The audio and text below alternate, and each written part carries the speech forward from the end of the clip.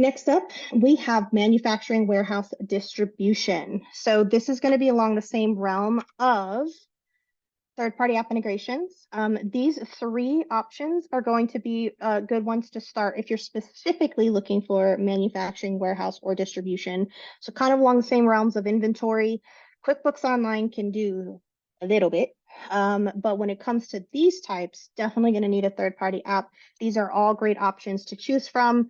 I am a big proponent of vetting. So whether you're going to help the client vet or you're going to have the client vet, it's always a great idea to set them up with a demo, ask the questions, maybe even test it out if it's possible to make sure it's going to be a good fit for them. That's my shameless plug. I'm always about test and retest. It never hurts, especially if they're going to be making the decision to make the jump or the move. It's always important to make sure that there's nothing missing. And we have arrived to our ecosystem. So now it's all pretty and colorful.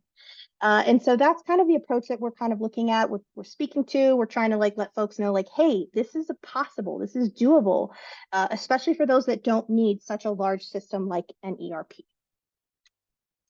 And just to kind of tie a bow around some of the recommended third-party app integrations, this is our little cheat sheet that we created for you. And again, the Resource Center will have this hopefully by today. You could check it out.